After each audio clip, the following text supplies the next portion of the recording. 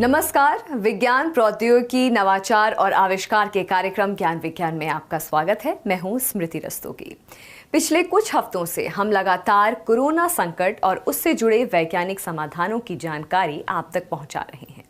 आज के इस विशेष अंक में भी हम बात करेंगे कोरोना महामारी और आने वाले मॉनसून की। बताएंगे भारतीय अनुसंधान संस्थानों द्वारा विकसित स्वदेशी वेंटिलेटर तकनीक के बारे में। लेकिन सबसे पहले नजर डालते हैं इस अंक की सुर्खियों पर।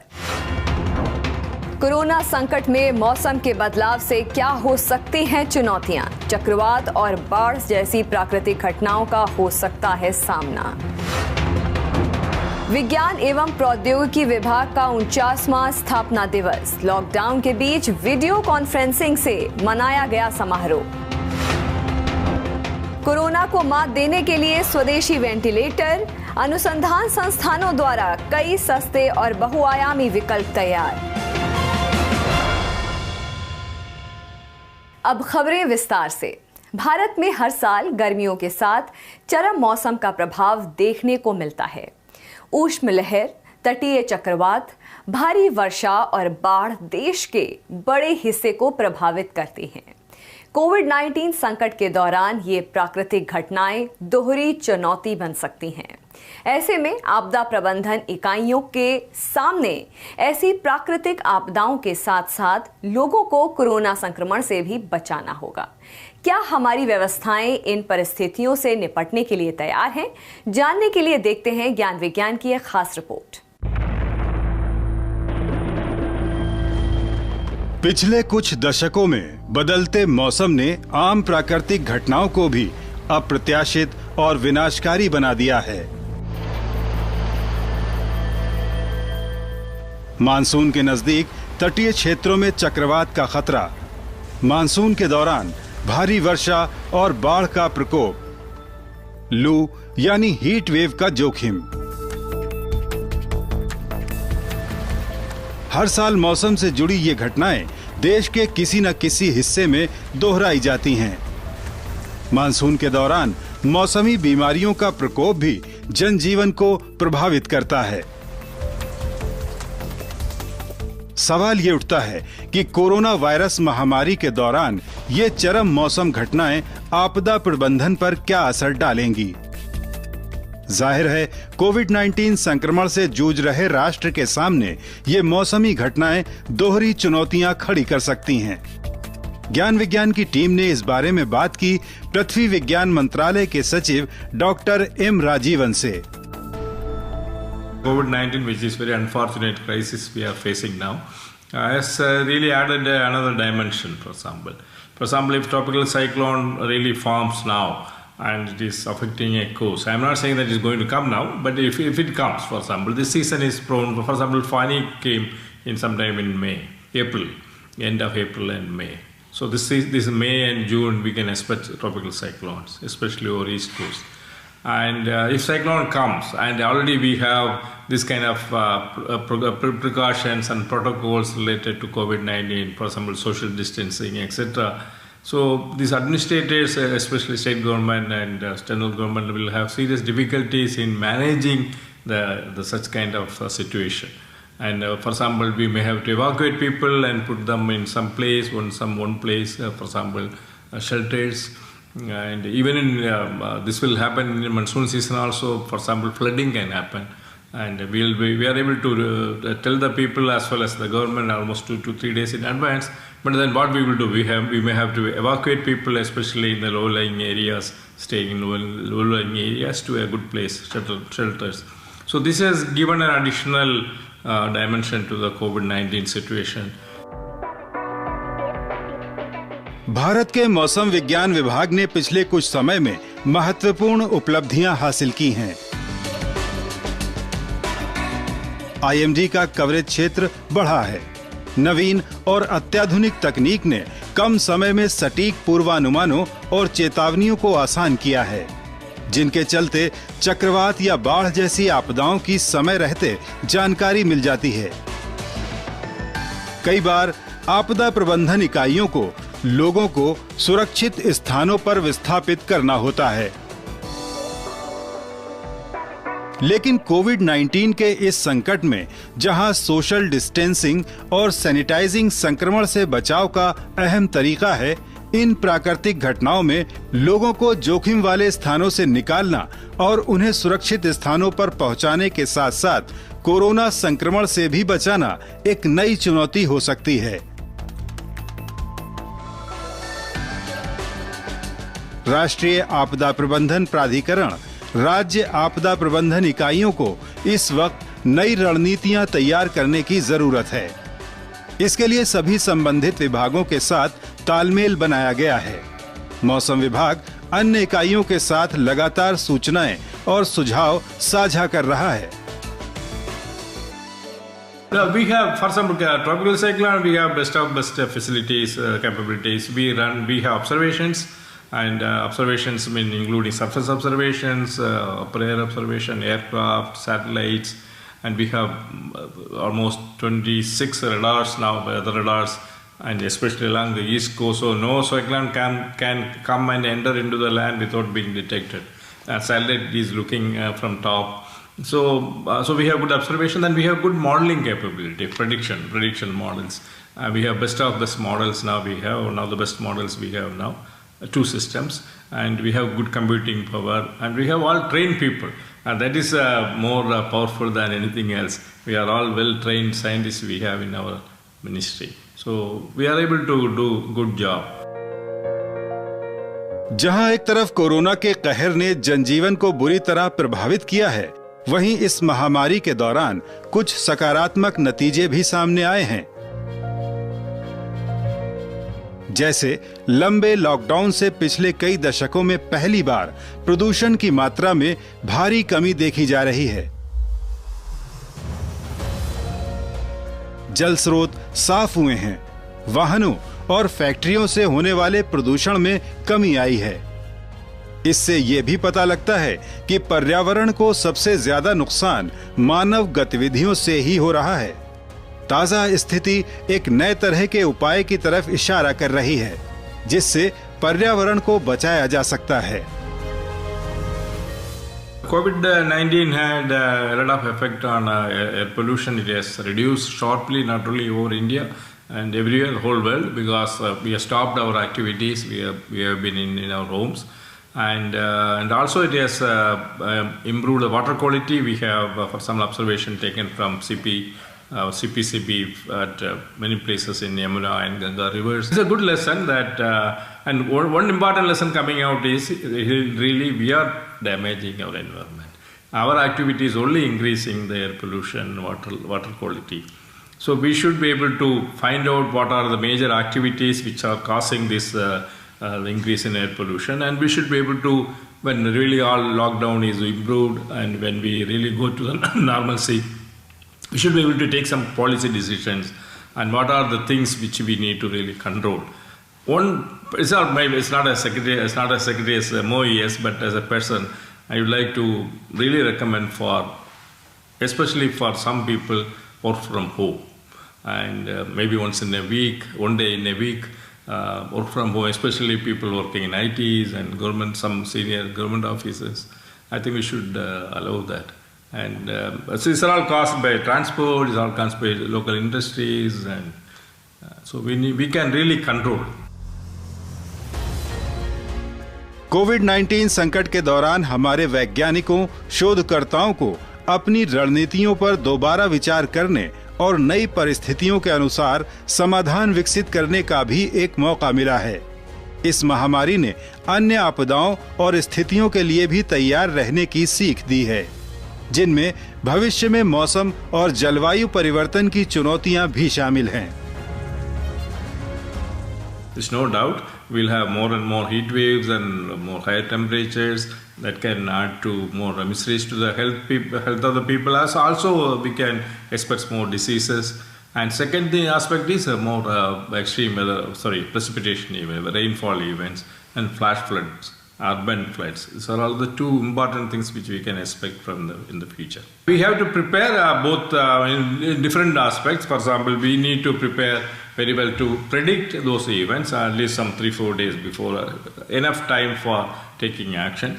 And government also should gear up. NDMA, the state disaster management people, state government, central government, all should be geared up to how to cope up with this kind of situation, increasing number of events. भारतीय वैज्ञानिक संस्थान, प्रशासन और प्रबंधन इकाइयां इन स्थितियों से निपटने के लिए तकनीकी और वैज्ञानिक रूप से तैयारी कर रहे हैं। साथ ही इन बदली परिस्थितियों के लिए आम जन को भी जागरूक करने के प्रयास किए जा रहे हैं। विशेषज्ञों के मुताबिक फिलहाल जरूरत मौजूदा कोरोना संकट से खुद को बचाए रखने और संक्रमण को फैलने से रोकने की है।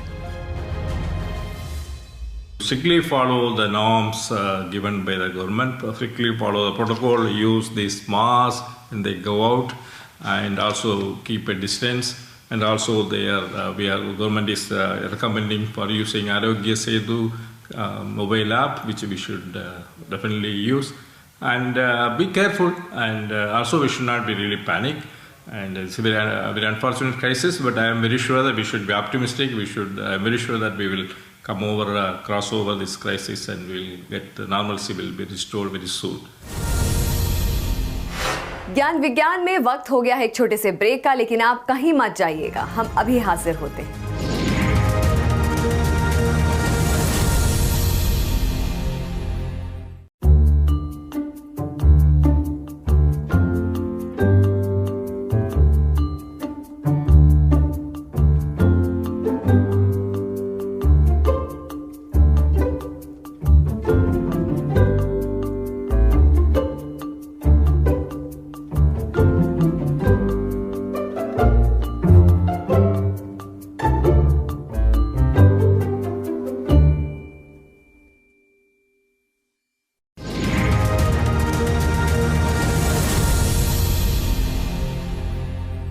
ब्रेक के बाद आपका स्वागत है। आप देख रहे हैं ज्ञान विज्ञान। भारत सरकार के विज्ञान एवं प्रौद्योगिकी विभाग ने अपनी स्थापना के 49 साल पूरे कर लिए हैं।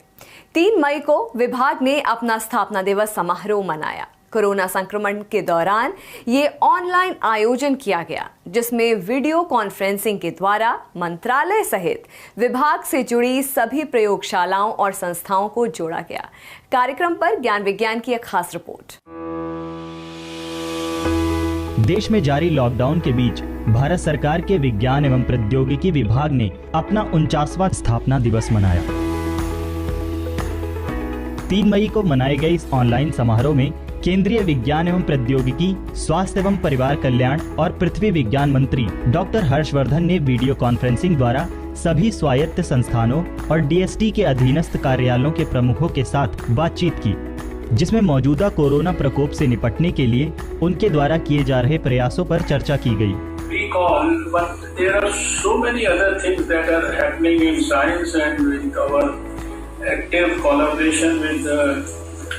More than 44 countries, and I think the total collaboration goes on up to 84 countries all across the world, and nowhere in the whole world we now feel that we are inferior to anybody else.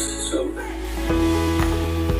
इस मौके पर कोविड-19 पर एक multimedia guide Covid कथा भी launch की गई। साथ ही विज्ञान एवं प्रौद्योगिकी द्वारा राष्ट्र सेवा के 50वें वर्ष में प्रवेश करते ही विभाग के स्वर्ण जयंती समारोह की शुरुआत भी हो गई, जिसके तहत पूरे वर्ष देश के विभिन्न हिस्सों में तमाम गतिविधियां आयोजित की जा रही हैं।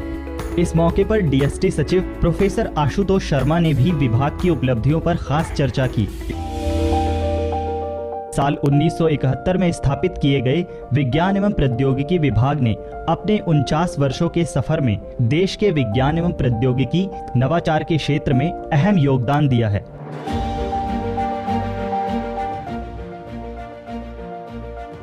अनुसंधान और विकास गतिविधियों को बढ़ावा देने और व्यवस्थित करने, वैज्ञानिक और तकनीकी संसाधनों की उपलब्धता को सुनिश्चित करने के लिए डीएसटी नोडल विभाग के रूप में कार्य करती है।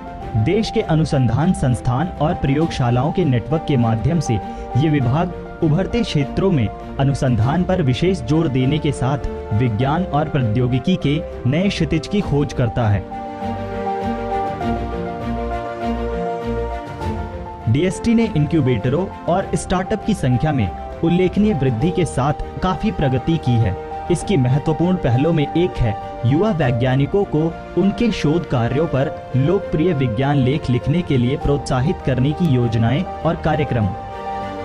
स्टार्टअप गतिविधियों को बढ़ावा देने के लिए national initiative for developing and harnessing innovation कार्यक्रम।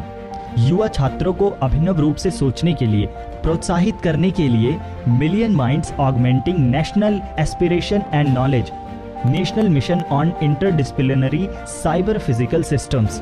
सर्वश्रेष्ठ वैज्ञानिक विज्ञान परियोजनाओं के साथ जुड़ने के लिए विज्ञान एवं प्रौद्योगिकी के अंतर्राष्ट्रीय सहयोग जैसे कि 30 मीटर टेलीस्कोप प्रोजेक्ट में भागीदारी और अन्य देशों के साथ वैज्ञानिक तथा औद्योगिक अनुसंधान साझेदारियों ने भारत के विज्ञान और प्रौद्योगिकी प्रयासों को काफी आगे बढ़ाया है। DST भविष्य को ध्यान में रखकर अनुसंधान संस्थानों, वैज्ञानिक संघों और निकायों को सहायता और अनुदान प्रदान करता है। आज DST विश्वविद्यालय स्तर पर 50,000 इंस्पायर स्कॉलरशिप दे रहा है। इसके अलावा 4,000 डॉक्टरल फेलोशिप दी जा रही है और युवा शोधकर्ताओं को 700 इंस्पायर फैकल्टी फेलोशिप देने का भी प्रावधान है। इस महामारी के समय में ये विभाग उत्पन्न चुनौतियों को कम करने और यहाँ तक कि टीके के रूप में समाधान खोजने के लिए तत्काल और लक्ष्य उन्मुख अनुसंधान को उत्प्रेरित करने में महत्वपूर्ण भूमिका निभा रहा है।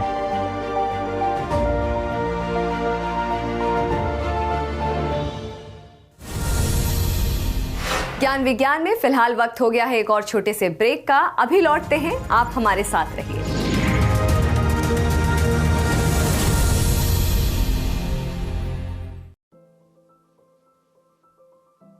What is COVID-19? COVID-19 is the infectious disease caused by the most recently discovered coronavirus. This new virus and disease were unknown before the outbreak began in Wuhan, China in December 2019.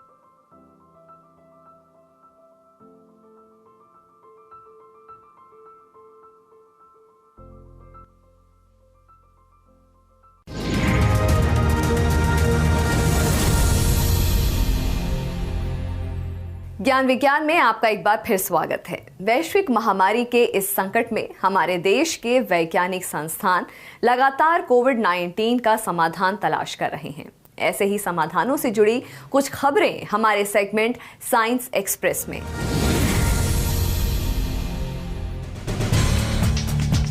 कोविड-19 संकट में भारतीय प्रौद्योगिकी संस्थान कानपुर द्वारा विकसित ventilator का उत्पादन Bharat dynamics limited करेगी। इस बाबत BDL और IIT कानपुर की इनक्यूबेट स्टार्टअप नोका रोबोटिक्स के बीच एक समझौता ज्ञापन पर हस्ताक्षर किए गए हैं। IIT द्वारा डिजाइन किया गया ये वेंटिलेटर काफी सस्ता और बेहतर सेवा देने वाला उपकरण है। खास बात यह है कि इस वेंटिलेटर को फ्रंट लाइन पर कोविड-19 से लड़ रहे चिकित्सकों और स्वास्थ्य कर्मियों की सुरक्षा को ध्यान में रखकर विशेष रूप से डिजाइन किया गया है। अब प्रमुख रक्षा सार्वजनिक क्षेत्र के उपक्रम भारत डायनामिक्स लिमिटेड द्वारा उत्पादन का बीड़ा उठाए जाने के बाद इस महामारी के दौरान स्वदेशी तकनीक से तैयार बेहतर वेंटिलेटर जल्द उपलब्ध होने की संभावना बन गई है। एक समझौता हम लोगों ने किया है भारत डायनामिक्स लिमिटेड, नोका रोबोटिक्स और IIT कानपुर के बीच में, जिसके तहत BDL जो है इन वेंटिलेटर्स का निर्माण करेगा।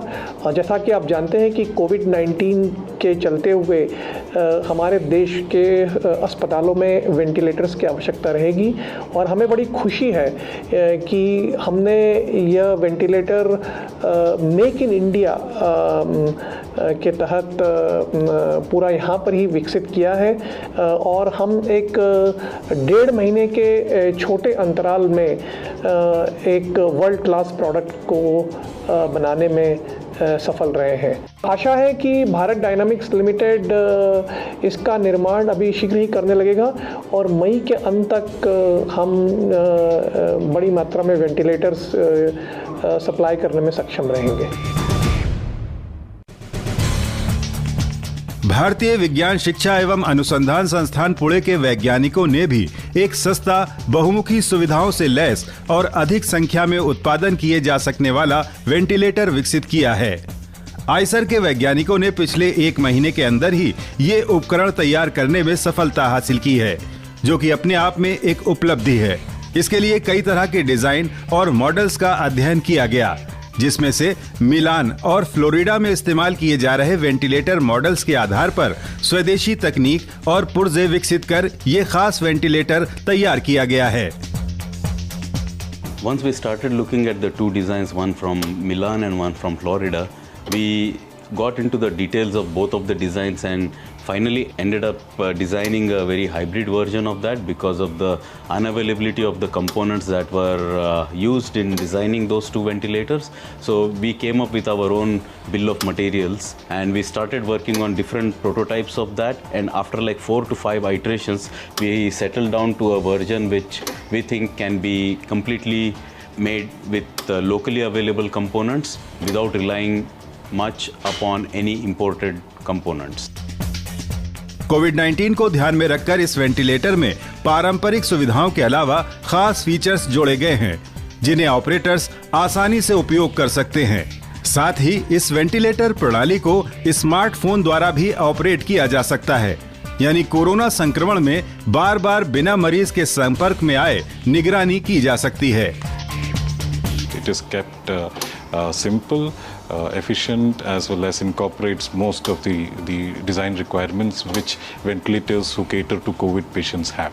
The nice thing about this ventilator is that one can monitor the parameters of the ventilator, parameters of the patient remotely, and also control these parameters remotely. One can also use a single computer to talk to many such ventilators in a hospital environment and actually monitor the parameters right on the screen of your mobile phone and also control the various parameters through a mobile phone if need be. भारतीय प्रौद्योगिकी संस्थान दिल्ली ने reusable रोगाणुरोधी face mask launch किया है। IIT Delhi के startup नैनोसेफ solutions द्वारा तैयार किया गया ये मास्क 50 बार धोकर इस्तेमाल किया जा सकता है। इस तरह से ये मास्क सिंगल यूज मास्क से सस्ता पड़ेगा। एनसेफ मास्क बेहतरीन इंजीनियरिंग द्वारा तैयार ट्रिपल लेयर उत्पाद है, जिसमें निचली आरामदेह परत, बीच में रोगाणुरोधी परत और ऊपर वाटरप्रूफ परत रखी गई है। इसकी खास डिजाइन इसे पहने रखने के लिए सुविधाजनक बनाती है। आईआईटी विशेषज्ञों के मुताबिक ये भारत में शुरू किया गया पहला कपड़ा आधारित रोगाणुरोधी फेस मास्क है, जो ASTM मानकों के अनुसार बहुत ज्यादा बैक्टीरियल संक्रमण रोकने में सक्षम है। We have launched a mask, NSafe mask, which is antimicrobial and reusable up to 50 washes. It is very easy to maintain it. After each usage, wash it with cold water and mild detergent and put it outside in direct air or sunlight to dry. After drying, put it in a hygienic place to store. Corona virus पर हमारे इस विशेष कार्यक्रम में इतना ही। आपको हमारा ये कार्यक्रम कैसा लगा या आपका कोई सुझाव हो तो आप हमें ईमेल कर सकते हैं। हमारा ईमेल पता है news@vigyanprasar.gov.in। आप अपनी राय हमें डाक के द्वारा भी भेज सकते हैं। हमारा पता है विज्ञान प्रसार, 5वां तल, पृथ्वी भवन, लोधी रोड, नई दिल्ली 110003। हमारे इस विशेष अंक में आज इतना ही। नई जानकारियों के साथ अगले सप्ताह इसी वक्त इसी चैनल पर एक बार फिर होंगे हाजिर। तो बने रहिए हमारे साथ वैज्ञानिक सोच के साथ। नमस्कार।